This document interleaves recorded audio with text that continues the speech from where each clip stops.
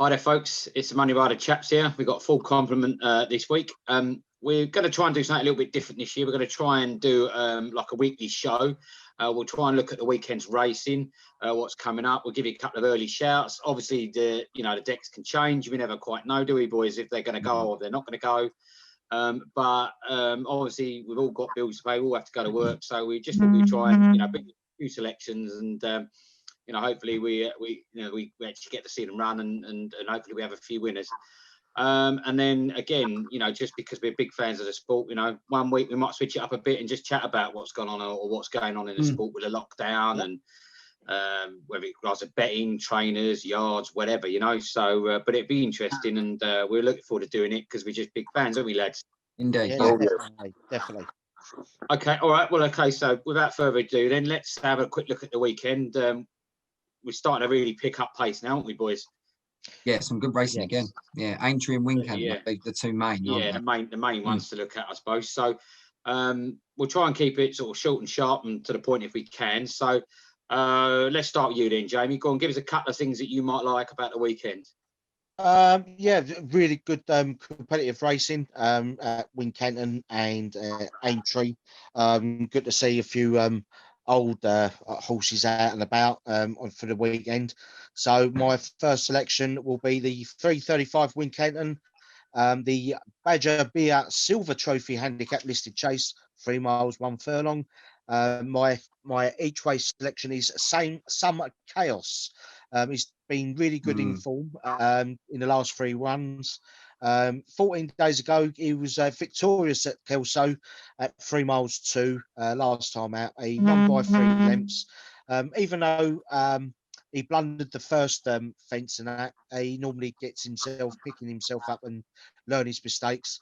And he's an each way selection for me. And also a little bit of drop down in trip should help. And he's got some bit of form on soft conditions, and he's an each way selection for me. Some Chaos.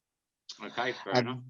And then on the next one will be Aintree, 210, 2 miles, 4 furlongs, a hurdles race class 2, and my selection is my old tracker horse is Thomas Darby, who I've selected a few times for Cheltenham, to be honest. And he's ridden by Aidan Coleman and trained by Ollie Murphy. His first run was 258 days. He likes soft conditions and also good to soft. He could handle the conditions quite well over Aintree because it's a galloping track, and he done really well in 2019 where I backed him each way and put him up on a Cheltenham preview where he finished second in the Supreme Hurdle. Finished second. Obviously, the fitness might be could be against him because of the 258 days. So that's his first run. Hopefully, he'll get declared for that race. The conditions will suit, and that will be an each way selection for me as well. I'm not really sure about the odds for Thomas Darby or Some Chaos, but both of them are each way selections for me. Yeah, I mean, I'd say we all know it's still a little bit early, as we say, but we've got to get this video out there and get it uploaded and stuff. So yeah, we're not here to say we know exactly what's going to happen. It's just a case of we're just trying to give a few selections on what we sort of fancy and if they go at the weekend. It's another case of the world. You get in there earlier. The decks will probably be the 48-hour decks tomorrow at 10 o'clock anyway. Yeah. You get that out there and you get them in early.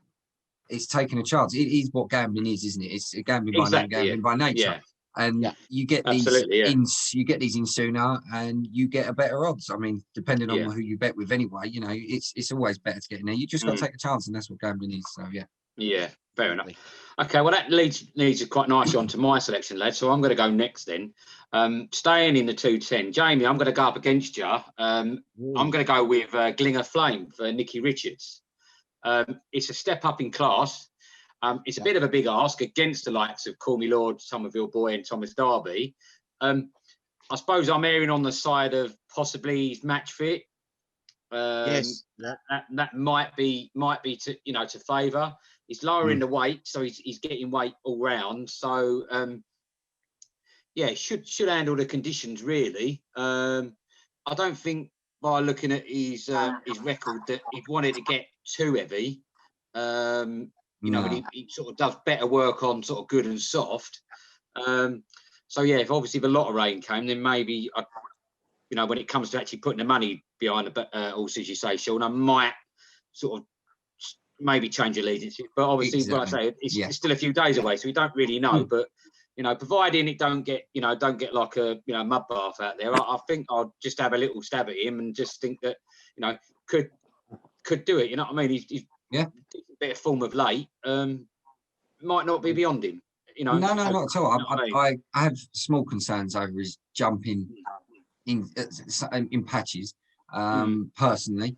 And I mean, that was one of the reasons I've also got in that 210 as well, but I'll get onto that. But that was one of the negatives for me on Glinger Flame. It did stand out, and it looks like it's as I say, you know what I mean, it's a bit of an ask in a like what looks like a decent field, you know, that day. So yeah, of course, bit of an ask, but you know, like you say, you know, the stable have obviously put him in there or got him down to go in there, and you know, you've got to pit yourself against decent horses to to prove yourself. So you know, just taking a bit of a chance there, really, on that one.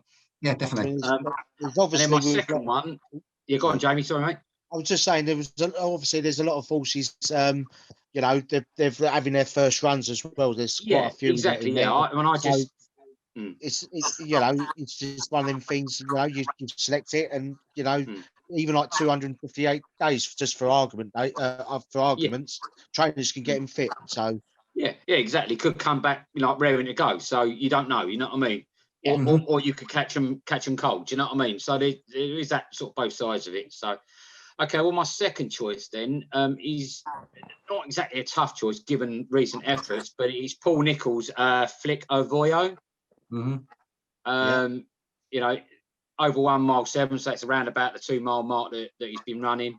He's been absolutely banging form, annihilated him a couple of weeks ago at Chepstow by 23 lengths. One last time out by about 3.5 lengths, 4 lengths, but still no one looked like could put a glove on him. So it's not, I say, not the most complicated of selections. It just looks like a winnable race again. What race was that, Glenn? That'll be the 115 at Wincanton. The 115. No, he's up another £4, but given the last couple of efforts, I don't know.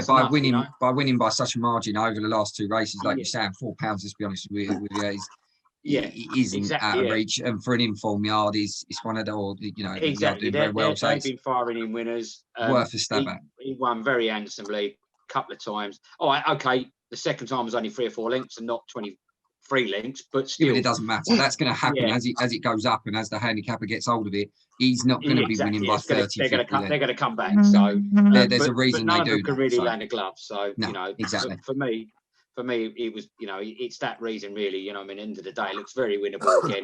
And if he carries on to progressing, I see it as a very good chance on that one. Yeah. So that's my 2. I'll throw in just a couple then, lads, if I may. Just a couple of little sort of Brucey bonuses, as we sometimes say. One of them is full throttle in the 1240, 2 mile 4 chase at Wincanton's. 11-year-old. It's had a ton of points, but it has actually only run 7 chases and won 5 of them. So it's not, as we always say, the horse can only get in a race that he's entered in. It doesn't have a say in it. So again, it's just a bit of a, sort of heart more than head, really. Just like I say, it can clearly win a chase. Whether it's good enough to win this race, obviously only time will tell. But I just thought I'd quickly throw that one in, but not one that I'd put my mortgage on. Just it's just one chases, and you never know. So that was one real quick one, and I'll just add one more real quick one before we carry on, because I know I'm always on at you guys for not picking too many. So the last one, again, just purely more of a heart thing rather than head. Willie Mullins, 8 and Bob running in the 135 at Aintree. Form's terrible at the moment. I've had a good few wins on it. Brian Hughes appears to be booked for it. Can never count out any horse trained by Willie Mullins. So not at all. There's not really a lot of logic to it, other than, like I say, Hughes is booked, or so it would seem. And Mullins is there. Mullins is there. and you know Mullins, he always, you know, he picks off races here and there, doesn't he? Yep, and, exactly. Yeah, and it has won over the distance. You know, it's a 3 mile one. It has, oh, sorry, just over 3 miles. Sorry, should I? And it has won over that trip before. You know, I say maybe the trip, its best trip is a little bit shorter, but yeah, just a bit more of a heart bet than a, you know, than a head bet really. So anyway, right. So anyway, that's me sort of adding too many really. So go on then, Sean. You can give us a couple then. Yeah, I'm going. We used to actually 210 at Aintree, but I'm going against you both. I'm going two-tone green, as I love to. Yeah. This time of year with Call Me Lord, 13th and well beaten in the champion hurdle. To be honest with you, probably still running. And to be honest with you, it's one of those, again, long time off, but I feel ground conditions will probably be soft. I don't think Aintree is expecting any rain.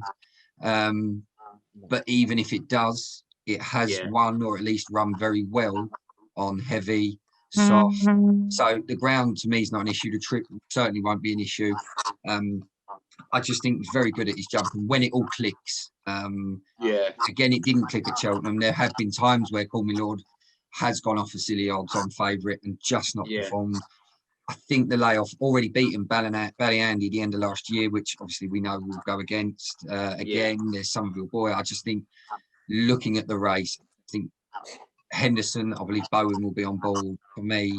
Yeah, I do think Call Me Lord will. Yeah. If not, run a very good race. Again, assuming that's where they send it, but it's looking like jockey already booked. It's looking like the 210 at Aintree will be the aim. And I think stands a very good chance. Yeah, I mean, I wouldn't disagree with you. Like I say, you know, my choice, say, sort of going out on the limb a little bit, but as I say, there is some very good horses in that race, and it's a competitive one, that's for sure. And if he's got him ready, given the caliber of races that he's run in, regardless of the finish position, you would expect him to be one of the main challenges in that race. So I can understand why you did. And you know, I looked at it first of all. I just sort of tried to go just a slightly different, you know, direction with it. But I mean, to be honest with you, that's the second one then, mate.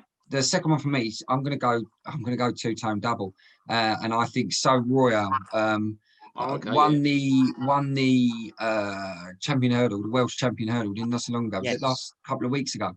Went off at 10-1. I mean, you're talking a horse not so long ago that was pushing Altior. Again, I know over the last Robs, I know this is over chase form, and I understand that that's kind of redundant when they're putting it over the hurdles, but you're talking a horse that can push one of the greatest in modern time. Absolutely. To its limit. And it went off at 10-1. Well, that seemed like a massive price, didn't it, that day? Unbelievable price. And didn't just win. It won with ease. I don't think it will win. I don't think it will win with ease again. I'm not saying that that's going to happen, because by the looks of it, it could possibly go up against Goshen.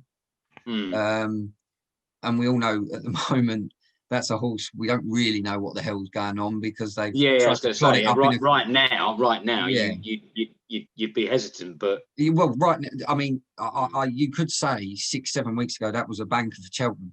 You've watched its 2 runs again over flats, so you can kind of dismiss the form, but as pipe cleaners, but has just not even looked like wanted a race almost coming into the final stretch when pushed. Probably putting the obstacles in the way might just excite the horse a little bit more and bring back that caution that we know. But I do believe with So Royale again, assuming that will be the situation and that's where they'll run it, I think that's a fantastic shout again for this, and hopefully ignite a really good season for So Royale. Okay, mate. Fair enough. Can I ask you a question? Do you reckon they've changed tactics with So Royale, as in not going over fences but going over hurdles? Yes. I don't think they will. I think after watching that back now, that's going to be the forward move for that horse. It's not to say that chasing wasn't working necessarily, because, you know, like we said, to push it out to you or how he did, but just didn't win enough to prove that chasing was probably the right move. And if you look at his form over the hurdles, I mean, comes second to Quail Destin. Obviously, they thought he stood a chance at the champion hurdle. Obviously, things didn't go to plan. Obviously, that's what the horse likes to do. And as you watch him go over the hurdles this time around as opposed to the fences. Just seems to enjoy it. Goes away from each fence, almost getting quicker and quicker. And as long as that jumping sits, yeah, I do think that's the route. Like he's got his confidence back, he's got his mojo back now. Yeah, exactly. And again, it is only one race in. There's not a lot we can tell. It's not guaranteed he'll go. Obviously, to Wincanton at the weekend does look like that's the next job. And yeah, I think it'll be a great clash after the way run and if Goshen turns up. So yeah, it's a two-tone double for me. Okay, Matt, fair enough. Marky boy? Okay. I do like it how these boys go into battle with one another, but I think I'm going to go solo on this one. I'm going for the 3 o'clock at Wincanton in the Unibet Elite Hurdle over 1 mile, 7 furlongs. And I'm going to crack a joke now, but I'm going for Paul Nichols's solo. So surely you can understand why I'm going on my own, yeah? It's had 2 runs prior to the pandemic. I'm going back to February when he had finished first in a 2 mile, 1 furlong race at Kempton. Before then, running on Gold Cup Day at the Cheltenham Festival, finishing a disappointing 8th, 10 lengths behind the winning Burning Victory, excuse me, the French horse. It's last form, the last 4 races is 2-1-1-8. It's had quite a lengthy layoff. I'm always going for horses that have more of a layoff. And I believe it's a 4-year-old, which is open to improvement, and it's given away weight going into its race. Again, it's one not too sure on the odds, and again, not certain on who's going to be riding, as it's not actually been clarified yet. But that's just a quick little one of my first one. The second one, which I'm more interested in, I'm going for Team Skelton. I'm going for the 240 in the Racing TV Handicap Chase over 2 miles, 3 furlong. I'm going for the joint 7-2 favourite, Benny's King. Okay. Yes. And I looked at that, yeah. I'm actually pumping my fist up in the air now because I know that I've actually picked one that everyone does like. Its last run being on heavy softening places, one at Ascot over 2 miles, 5 furlongs, finishing second at 14-1.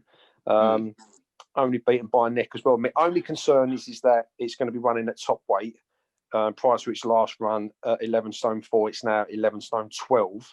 But I'm a massive fan of the Skelton team, and I believe it's a 9-year-old, which is getting better with age, like the mighty Frodon, which I always got to chuck that in there. But I think ground conditions will suit this horse as well.